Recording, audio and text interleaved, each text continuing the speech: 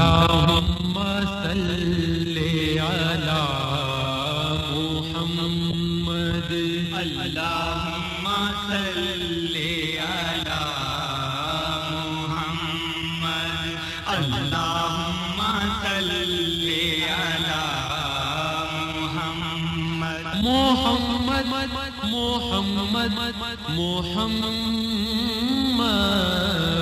اللهم صل على محمد اللهم نحمده ونصلي ونسلم على سيدنا ومولانا محمد رسوله النبي الأمين المكين الحنين الكريم الرؤوف الرحيم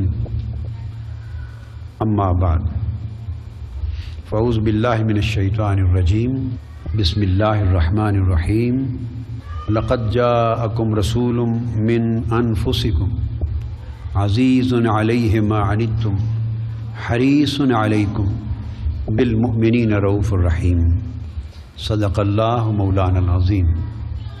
معزز خواتین و حضرات، رفقاء و شرکاء کیمپ، اللہ رب العزت کی توفیق سے آج کیمپ کا دوسرا دن ہے اور میرا دوسرا درس ہے۔ یہ درس میں حضور علیہ الصلوۃ والسلام کے فضائل و مناقب کی ایک عظیم کتاب الشفاء بتعریف حقوق المصطفیٰ اس سے دے رہا ہوں، اور اس کے مؤلف ہیں الامام القاضی ابی الفضل ایاز بن موسیٰ الیحصبی الاندلسی، قاضی ایاز رحمۃ اللہ تعالی علیہ۔ یہ 471 ہجری میں پیدا ہوئے اور 544 میں ان کی وفات ہوئی، یعنی ان کا زمانہ حیات وہی ہے جو حضور سیدنا غوث الاعظم رضی اللہ تعالی عنہ کا، اور حضور علیہ الصلوۃ والسلام کے فضائل اور مناقب پر ائمہ حدیث نے اور مشائخ اور اکابر امت نے جو کتابیں لکھی ہیں، ان میں علماء، محدثین اور اہل جرح و تعدیل اور ائمہ اسماء الرجال اور بڑے بڑے محقق محدثین فرماتے ہیں کہ اس سے پہلے یا اس کے بعد حضور کی امت میں حضور کے مناقب پر ایسی عظیم کتاب کسی امام نے نہیں لکھی۔ اس سے قبل بھی کتابیں لکھی گئی تھیں۔ ایک بہت بڑی کتاب عظیم الشان 3 صدی ہجری میں لکھی گئی تھی، ویسے تو سینکڑوں کتب لکھی گئیں لیکن میں صرف 2 کا ذکر کر رہا ہوں۔ حضور علیہ السلام کے مناقب اور فضائل میں اسی طرح جیسے قاضی ایاز کی الشفاء ہے، تو 3 صدی ہجری کے ایک عظیم بزرگ اور محدث اور امام حافظ الحدیث الامام ابو سعد عبد الملک بن محمد النیسابوری، یہ 320 ہجری کے قریب ان کی پیدائش، یعنی قاضی ایاز رحمۃ اللہ علیہ کے زمانہ سے بھی 250 سال قبل، اور 406 میں وفات ہے۔ امام ابو سعد عبد الملک النیسابوری، انہوں نے 6 جلدوں پر مشتمل، اور امام ابن حجر وغیرہ کی کتب میں ذکر آیا ہے اس وقت مخطوطے ہوں گے، انہوں نے 8 جلدوں کا ذکر کیا ہے، اور یہ کتاب عالم عرب میں، عالم اسلام میں 1000 سال کے بعد لکھے ہوئے کو 1100 سال 1200 سال گزر گئے، مگر پہلی بار اب چھپی۔ اس سے قبل مخطوطات تھے، مینوسکرپٹس، اور یہ محققہ چھپی ہے، اور یہ کتاب الشفاء کی طرح حضرت امام نیسابوری نے لکھی تھی، اور اس کا نام ہے شرف المصطفیٰ۔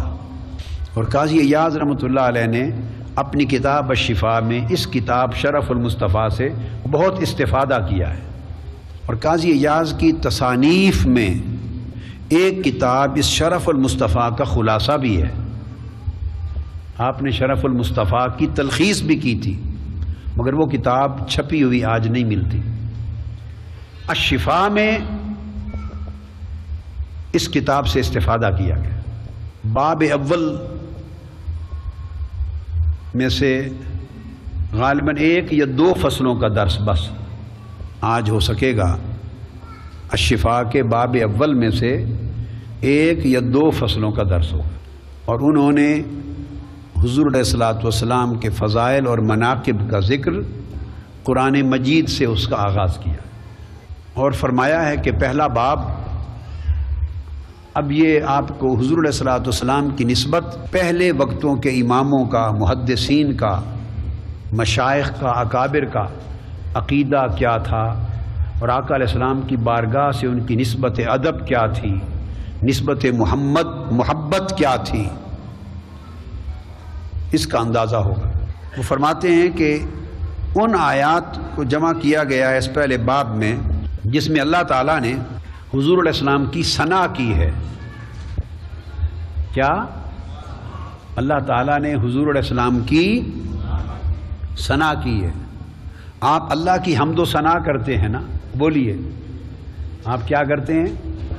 حمد و ثنا، اور اللہ اپنے حبیب مصطفیٰ کی حمد و ثنا کرتا ہے، اس لیے حضور علیہ السلام کا اسم گرامی محمد رکھا ہے، کیونکہ وہ حضور علیہ السلام کی حمد کرتا رہتا ہے۔ اللہ حضور کی صلی اللہ علیہ وسلم حمد کرتا ہے۔ تو فرمایا کہ حضور کی قدر و منزلت کو ظاہر کیا اللہ نے، آپ کی عظمت کو جن آیتوں میں ظاہر کیا ہے، اور آپ کی عظیم شان کو بیان کر کے آپ کی ثنا کی ہے، آپ کی مدح کی ہے، ثنا کی ہے، آپ کے محاسن بیان کیے ہیں، محامد بیان کیے ہیں، عظمت بیان کی ہے، قدر و منزلت بیان کی ہے، تعظیم و تکریم بیان کی۔ ان آیتوں سے قاضی ایاز نے پہلا باب شروع کیا ہے۔ اب یہ بات ایک اس طرح آپ کی سمجھ میں آئے گی کہ حضور علیہ الصلوۃ والسلام کی ذات اقدس کی نسبت ہمارا عقیدہ جو محبت اور عشق پر مبنی ہے، بہت تعظیم اور ادب اور تکریم پر مبنی ہے، یہ عقیدہ آج پیدا نہیں ہوا، یہ آج سے 100-200 سال پہلے علماء نے پیدا نہیں کیا۔ آج سے 1000 سال پہلے جو ائمہ حدیث ہوئے انہوں نے بھی کتابوں میں یہ عقیدہ لکھا تھا، اور آج سے 1200 سال پہلے جو ائمہ حدیث ہوئے انہوں نے بھی یہی عقیدہ بیان کیا تھا۔ پوری کی پوری کتابیں حضور علیہ الصلوۃ والسلام کی عظمت اور تعظیم و تکریم کے اور قدر و منزلت کے بیان میں اسی طرح لکھی گئی تھی۔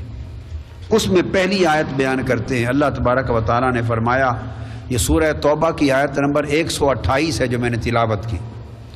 فرمایا بے شک اے لوگو تمہارے پاس من انفسکم تمہاری جانوں میں سے اللہ کا برگزیدہ رسول آیا، عزیز علی ما عنتم، اور اگر تمہیں کوئی مشقت ہوتی ہے، تکلیف ہوتی ہے، تو تمہیں جو تکلیف ہو، اگر تم کسی مشقت میں پڑو تو تمہاری تکلیف اور مشقت تمہارے ساتھ رسول پاک صلی اللہ علیہ وسلم کو اتنی محبت اور شفقت ہے کہ تمہاری تکلیف اور مشقت انہیں اپنی طبیعت پہ گراں گزرتی ہے۔ حریص علیکم، اور تمہاری بھلائی کے لیے، تمہاری بخشش کے لیے، تمہیں دوزخ سے نکال کے جنت لے جانے کے لیے، اندھیروں سے نکال کے روشنی دینے کے لیے، نور دینے کے لیے، گمراہی سے نکال کر ہدایت دینے کے لیے، اور نقصان سے نکال کر بھلا اور نفع عطا کرنے کے لیے وہ ہر وقت حریص رہتے ہیں، کوشاں رہتے ہیں، پریشان رہتے ہیں تمہاری خاطر۔ بالمؤمنین رؤوف الرحیم، اور مومنوں کے لیے وہ رؤوف بھی ہیں، رحیم بھی ہیں، بڑی شفقت فرمانے والے ہیں اور بہت رحم فرمانے والے ہیں۔ یہ قرآن مجید کی ایک آیت کریمہ ہے، اور اس میں جو الفاظ آئے ہیں من انفسکم، کہ اللہ نے انہیں تمہاری جانوں میں سے بھیجا ہے۔ اب اس پر قاضی ایاز رحمۃ اللہ علیہ نے بیان کیا کہ سیدنا مولا علی المرتضیٰ رضی اللہ تعالی عنہ ان سے مروی ایک روایت میں یہ ہے کہ اس انفسکم کی ایک قراءت، ایک طریقہ پڑھنے کا انفاسکم بھی ہے کہ اس کو لقد جاءکم رسول من انفسکم کی بجائے من انفاسکم بھی پڑھا گیا ہے، اور فرماتے ہیں کہ انفاسکم پڑھنے کا معنی یہ ہے کہ انفس یہ نفیس سے مبالغے کا صیغہ ہے۔ انفسکم کا مطلب ہے کہ تمہاری جانوں میں سے بھیجا، اور انفاسکم کا مطلب یہ ہے کہ اس پوری انسانیت میں سے نفیس ترین آباء و اجداد میں سے آئے، جو آپ کے آباء و اجداد اور امہات ماں باپ آدم علیہ السلام سے لے کر حضرت عبداللہ اور حضرت آمنہ تک جو آپ کا نسب ہوا، نفیس ترین نسب، جس میں نہ کوئی میل تھا نہ کچیل تھا، نہ کوئی گناہ تھا نہ خرابی تھی، نہ شرک تھا نہ بدکاری تھی، تو نفیس اور پاکیزہ ترین نفسوں میں سے حضور علیہ السلام کو مبعوث کیا۔ تو اشارہ اس امر کی طرف ہے کہ حضور علیہ السلام کی صرف ذات اقدس ہی انفس کائنات نہیں ہے، یا انفس النفوس، سب جانوں سے زیادہ نفیس اور پاکیزہ اور طاہر، صرف حضور کی ذات ہی سب سے پاکیزہ اور طاہر نہیں، بلکہ حضور کا پورا نسب آدم علیہ السلام تک، اور آدم علیہ السلام سے نیچے تک سارا نسب، پورا کا پورا نسب بھی نفیس، پاکیزہ اور طاہر ہے۔ اس لیے آقا علیہ السلام نے فرمایا لم ازل انقل من اصلاب الطاہرین الی ارحام الطاہرات، کہ میرا نور اور میں آدم علیہ السلام سے اپنے والدین تک پاک پاکیزہ رحموں سے، پاکیزہ صلبوں سے، پاکیزہ پشتوں سے، پاکیزہ رحموں میں منتقل ہوتا چلا آیا ہوں۔ فرمایا آدم علیہ السلام سے میرے والدین تک جتنے آباء اور اجداد ہوئے وہ بھی پاک تھے، اور جتنی مائیں اور امہات آئیں وہ بھی پاک تھی۔ وہ اللہ پاک نے حضور کی ولادت سے پہلے جن جن لوگوں کو حضور کے نسب میں، پیرنٹیج میں، نسب میں آنا تھا، اس میں بھی کوئی ایک ایسا شخص گوارا نہیں کیا جس پر پلیدی اور ناپاکی کا کوئی دھبہ ہو اور میل کچیل ہو۔ اب اس کے بعد آپ بیان کرتے ہیں حضرت عبداللہ ابن عباس رضی اللہ تعالیٰ عنہ کا قول کہ قرآن مجید میں اللہ پاک نے فرمایا حضور علیہ السلام کو وَتَقَلُّبَكَ فِي السَّاجِدِينَ، وَتَقَلُّبَكَ فِي السَّاجِدِينَ، آپ کا سجدہ گزاروں میں منتقل ہوتے چلے آنا۔ اس پر حضرت عبداللہ ابن عباس نے فرمایا قال من نبی الی نبی حتی اخرجک نبیا، اس کا معنی یہ ہے یا رسول اللہ آپ کو نبی سے نبیوں میں، نبیوں سے نبیوں میں اللہ پاک منتقل کرتا چلا آیا حتیٰ کہ آپ کے والدین سے آپ کی پیدائش ہوئی، یعنی آپ کا نسب نبوت کا نسب، اور پھر آپ کے قبیلہ میں حضرت اسماعیل کے بعد کوئی نبی آیا ہی نہیں، اور پھر حضرت اسماعیل کے بعد آپ کی نسل میں پہلے نبی اور آخری نبی حضرت محمد مصطفیٰ صلی اللہ علیہ وسلم آئے۔ اس کے بعد سیدنا امام جعفر الصادق کا ایک قول بیان کرتے ہیں۔ امام جعفر الصادق یہ سیدنا امام زین العابدین کے پوتے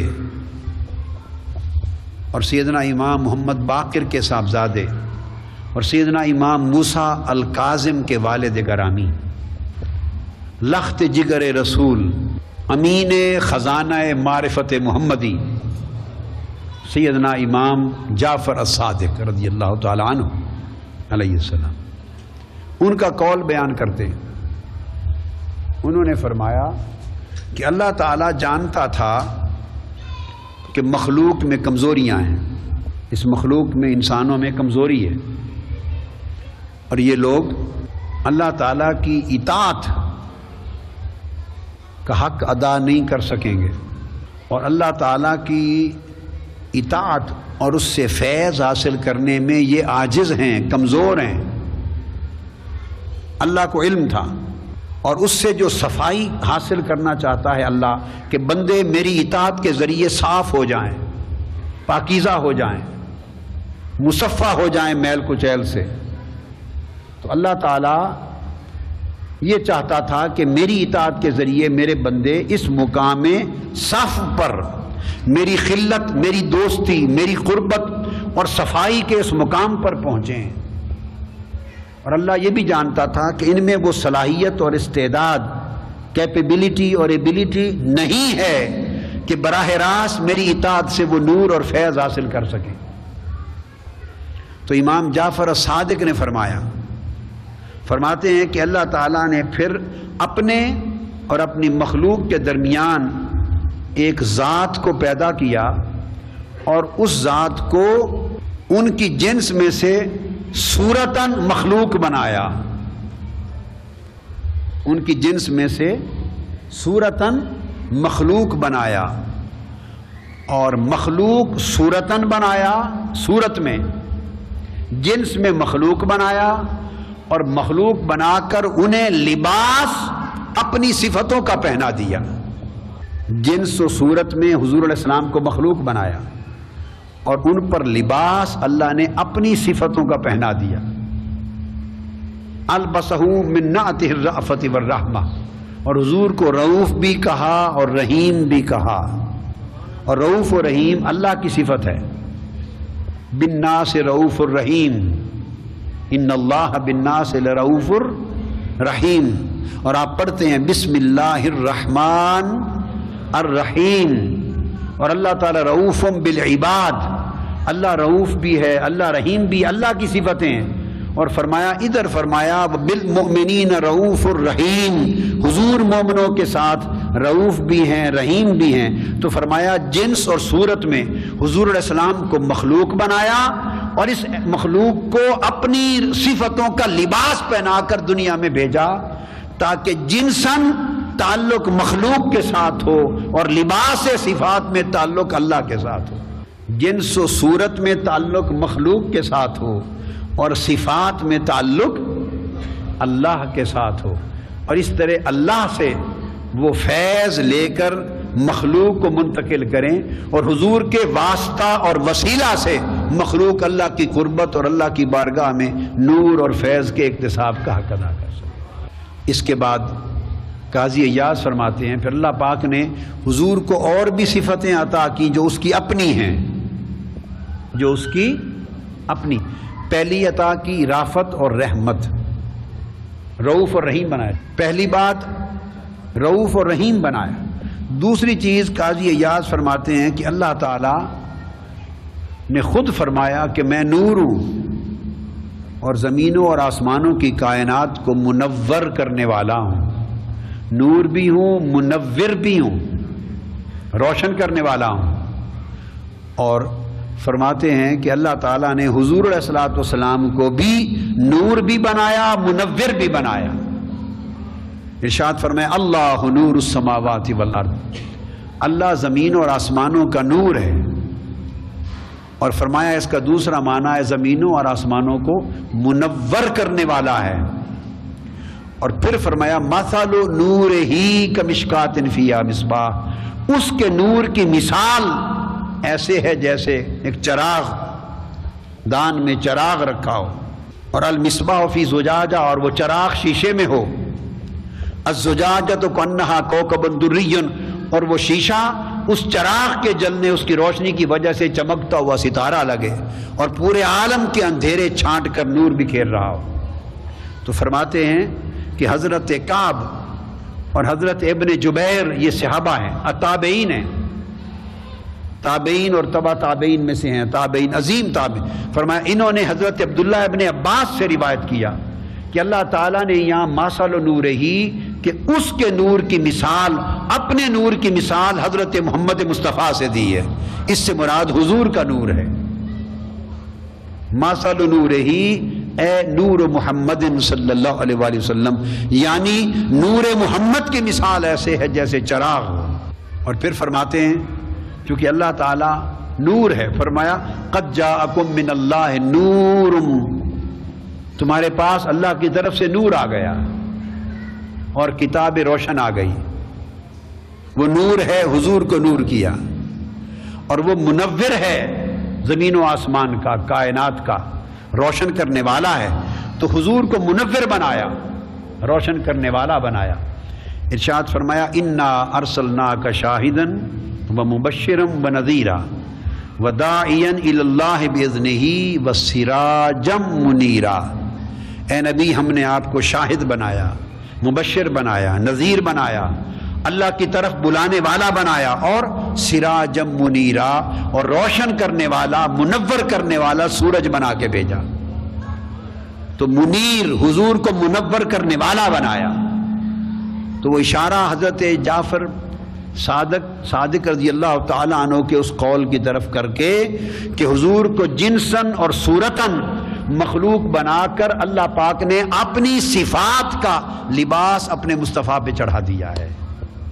تو جو اللہ نے اپنی صفتیں رکھی، ان صفتوں سے اور ان صفتوں کے فیض سے اپنے حبیب کو اللہ نے نوازا ہے. پھر آگے بیان کرتے ہیں کہ پھر اللہ تعالیٰ نے حضور کے ذکر کو بلندی عطا کی اور ارشاد فرمایا وَرَفَعْنَا لَكَ ذِكْرَكَ، اور ہم نے آپ کا ذکر بلند کر دیا. آپ کا ذکر بلند کر دیا. اس ذکر کو بلند کرنے کے کئی معنی بیان کیے. میں ان میں سے یہاں 2 معنی لے رہا ہوں. 2 معنی. ایک معنی آپ نے فرمایا کہ وہ ہے جسے حضرت ابو سعید خدری رضی اللہ تعالی عنہ نے روایت کیا کہ جب یہ آیت اتری وَرَفَعْنَا لَكَ ذِكْرَكَ، اور ہم نے آپ کے لیے آپ کا ذکر بلند کر دیا. فرماتے اتانی جبریل علیہ السلام فقال ان ربی وربک یقول تدری کیف رفعت ذکرک. جبرائیل امین آئے، عرض کیا یا رسول اللہ، آپ کا اور میرا رب یہ فرما رہا ہے کہ کیا آپ جانتے ہیں کہ آپ کا ذکر میں نے کیسے بلند کیا؟ قلت اللہ ورسولہ اعلم، میں نے کہا کہ اللہ اور اس کا رسول بہتر جانتا ہے. آیت لانے والا قال اذا ذکرت ذکرت معی، فرمایا کہ اللہ پاک نے فرمایا ہے کہ آپ کا ذکر بلند کرنے کا معنی یہ ہے کہ میں نے اب واجب کر دیا ہے کہ جہاں میرا ذکر کیا جائے وہیں آپ کا ذکر ساتھ کیا جائے. اب میں اپنا ذکر اپنے حبیب کے ذکر کے بغیر قبول نہیں کروں گا. عبادت جب تک میرے ذکر کے ساتھ آپ کا ذکر شامل نہ کیا جائے گا عبادت قبول نہیں ہوگی. آپ کا ذکر ساتھ نہ ہوگا تو اذان نہیں ہوگی. آپ کا ذکر ساتھ نہیں ہوگا تو نماز نہ ہوگی.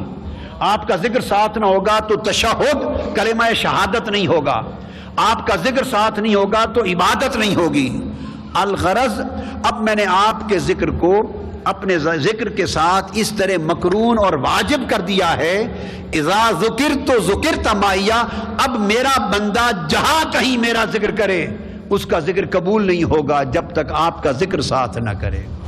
اور امام ابن عطا نے اس کو روایت کیا یوں، فرمایا حضور علیہ السلام نے کہ جعلت تمام الایمان بذکری معک، کہ اللہ پاک نے فرمایا کہ میرے حبیب میں نے ایمان کا کامل ہونا، ایمان کا مکمل ہونا اس کے ساتھ مشروط کر دیا ہے کہ جب تک آپ کا ذکر میرے ذات نہ ہو، میرے ذکر کے ساتھ نہ ہو، وہ شخص صاحب ایمان ہی نہیں ہوگا. ایمان ہی تب قبول ہوگا اگر آپ کا ذکر میرے ذکر کے ساتھ جوڑا جائے. بعض اوقات ایک خیال آتا ہے نا، بعض لوگ کہتے ہیں نادانی میں، کم علمی میں یا نا سمجھی میں یا کسی کے غلط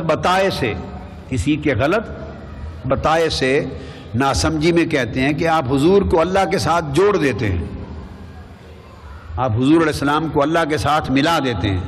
اب اللہ کے ساتھ ملانا اس معنی میں کہ معاذ اللہ کوئی انہیں خدا کہے، یہ تو مسلمان کر نہیں سکتا، کوئی مسلمان کر نہیں سکتا. اور پھر اس کو ذہن میں رکھتے ہوئے حضور کو اللہ کے ساتھ ملانا اور جوڑنا ہم نے تو نہیں کیا، اللہ نے خود اپنے مصطفیٰ کو اپنے ساتھ جوڑ دیا ہے، مصطفیٰ کے ذکر کو ذکر خدا سے جوڑ دیا ہے، اور فرما دیا ہے جب تک حبیب، جب تک بذکری معک میرا اور آپ کا ذکر جوڑا نہ جائے اس وقت تک ایمان نہیں بنتا، جب تک آپ کا ذکر میرے ذکر کے ساتھ جوڑا نہ جائے اس وقت تک نماز، شہادت اور اذان نہیں بنتی، اور اس وقت تک کوئی عبادت نہیں بنتی۔ تو اللہ پاک نے ایمان، عمل اور عبادت کی قبولیت کی شرط اس میں رکھ دی ہے کہ حضور کے ذکر کو اللہ کے ذکر کے ساتھ جوڑا جائے۔ آپ کہتے ہیں کہ کیوں جوڑ دیتے ہیں؟ یہ تو اللہ کا حکم ہے، اللہ نے جوڑ دیا ہے۔ وَرَفَعْنَا لَكَ ذِكْرَكَ کا معنی یہ حدیث کے تحت۔ اب یہ ہے معیت ذکری، کیا ہے بولیے؟ ذکر کی معیت، معیت ذکر، اللہ اور اللہ کے رسول کے ذکر میں معیت ہے، جوڑ ہے، اکٹھے ہیں۔ یہاں تک سمجھ گئے؟ اب ایک معنی اور ہے آگے جو قاضی ایاز نے بیان کیا اور امام ابن عطا کے حوالے سے، اور اس کے ساتھ بھی تائید اس معنی کی سیدنا امام جعفر الصادق کی لائے۔ اب جو دوسرا معنی بیان کر رہا ہوں وہ سیدنا امام جعفر صادق کا بیان کردہ معنی ہے، یعنی اہل بیت نبوت کے گھر سے جو معنی ملا ہے، اہل بیت اطہار کے گھر سے، حضور کے گھرانے سے جو معنی ملا ہے وہ بتا رہا ہوں۔ انہوں نے فرمایا قال جعلتک ذکرا من ذکری فمن ذکرک ذکرنی۔ پہلے تھی مائیت ذکر، اب ہے عینیت ذکر۔ پہلے تھا خدا اور مصطفیٰ کے ذکر کا ساتھ ساتھ ہونا، پہلا معنی، اور دوسرا معنی ہے خدا اور مصطفیٰ کا ذکر ساتھ ساتھ نہیں بلکہ ایک ہونا۔ مصطفیٰ کا ذکر ہی ذکر خدا ہے، دوسرا معنی ہے ذکر مصطفیٰ ہی ذکر خدا ہے۔ جب ذکر مصطفیٰ کو ذکر خدا کے ساتھ کیا تو ذکر مصطفیٰ الگ ذکر تھا، ذکر خدا الگ ذکر تھا۔ شرط ایمان یہ تھی کہ دونوں ساتھ ساتھ کیے جائیں۔ اب جو امام جعفر صادق نے وَرَفَعْنَا لَكَ ذِكْرَكَ کا معنی بیان کیا تو آپ نے فرمایا نہیں، بات اس سے بلند ہے، اور وہ یہ ہے کہ ذکر مصطفیٰ ہی ذکر خدا ہے۔ جس کا عقیدہ یہ ہو اس کا ایمان کامل ہوگا۔ ذکر مصطفیٰ ہی ذکر خدا ہے۔ اور آپ نے فرمایا اجعلتک ذکرا من ذکری، میرے حبیب میں نے آپ کا ذکر اپنا ذکر بنا دیا ہے۔ آپ کا ذکر اپنا ذکر بنا دیا ہے۔ فمن ذکرک ذکرنی، سو جس نے میرے حبیب آپ کا ذکر کیا اس نے خود بخود میرا ذکر کر لیا۔ یہ ترجمے سے بات اور کھل جائے گی جو میں ترجمہ کر رہا ہوں۔ فمن ذکرک ذکرنی، جس نے آپ کا ذکر کیا اس نے میرا ذکر خود بخود کر دیا۔ تو آپ کا ذکر کرنے سے میرا ذکر خود بخود ہو گیا، کیونکہ آپ کا ذکر میرا ذکر ہے۔ مصطفیٰ کا ذکر ذکر خدا ہے، اللہ کا ذکر ہے۔ یہ دوسرا معنی ہے، اور یہ ہے عینیت ذکر۔ عینیت ذکرین، وہ تھا معیت ذکرین، دو ذکروں کی معیت، اور یہ ہے اللہ اور اللہ کے رسول کے ذکر کی عینیت کہ وہ ایک ہی ذکر ہیں۔ یعنی اللہ نے ذکر رسول کو عین ذکر الہی بنا دیا ہے۔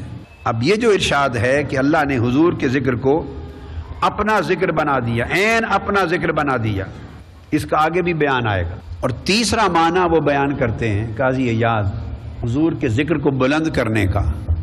تیسرا معنی، اس کا معنی یہ ہے کہ محبوب آپ کی اطاعت کو میں نے اپنی اطاعت بنا دیا ہے، آپ کے نام کو اپنے نام کے ساتھ جوڑ دیا ہے، آپ کی اطاعت کو اپنی اطاعت بنا دیا ہے، آپ کے ہاتھ پر بیعت کرنے کو اپنی بیعت بنا دیا ہے، آپ کی محبت کو اپنی محبت بنا دیا ہے، آپ کی مدح اور حمد و ثنا کو اپنی مدح اور حمد و ثنا بنا دیا ہے، آپ کے ادب کو اپنا ادب بنا دیا ہے، آپ کی حرمت کو اپنی حرمت بنا دیا ہے، آپ کی معصیت اور گناہ کو اپنا گناہ بنا دیا ہے، آپ کی نافرمانی کو اپنی نافرمانی بنا دیا ہے، اور آپ کی فرما برداری کو اپنی فرما برداری بنا دیا ہے، آپ کے قرب کو اپنا قرب بنا دیا ہے، آپ کی رضا کو اپنی رضا بنا دیا ہے، آپ کی عطا کو اپنی عطا بنا دیا ہے، آپ کے غنا کو اپنا غنا بنا دیا ہے۔ محبوب بس آپ ہیں، میرے حبیب ہیں، میں ہوں، میں خدا ہوں، اس فرق کو رکھا ہے عبد اور معبود میں، باقی آپ کا ہر حکم حکم خدا بنا دیا ہے، آپ کا ہر حکم حکم خدا بنا دیا۔ حتیٰ کہ فرمایا ان الذین یبایعونک انما یبایعون اللہ ید اللہ فوق ایدیہم۔ اے حبیب، جو آپ کے ہاتھ پر بیعت کرتے ہیں وہ آپ کے ہاتھ پر نہیں، اللہ کے ہاتھ پر بیعت کر رہے ہیں، اور ان کے ہاتھوں پر آپ کا ہاتھ نہیں، اللہ کا ہاتھ ہے۔ تو حضور کے ہاتھ کو اللہ نے اپنا ہاتھ بنا دی۔ یہ ورفعنا لک ذکرک کا تیسرا معنی۔ وما رمیت اذ رمیت ولکن اللہ رما، جو کنکریاں آپ نے ماری وہ آپ نے نہیں ماری، میں نے ماری۔ تو آپ کا مارنا میرا مارنا، آپ کا چاہنا میرا چاہنا، آپ کی محبت میری محبت، آپ کا پیار میرا پیار، آپ کی قربت میری قربت، آپ کی غلامی میری بندگی، آپ کی برات میری برات، آپ کی ملکیت میری ملکیت، آپ کے انفال میرے انفال، آپ کی رضا میری رضا، آپ کی تقسیم میری تقسیم و عطا۔ الغرض یہ جو مقام عطا کر دیا ہے حبیب صلی اللہ علیہ وسلم وحدت حکمی کا، کیا پہلا تھا معیت ذکر، دونوں ذکروں کا ساتھ ساتھ کمپلسریلی اکٹھا ہونا، دوسرا تھا اینیت ذکر، دونوں ذکروں کا ایک ذکر ہو جانا۔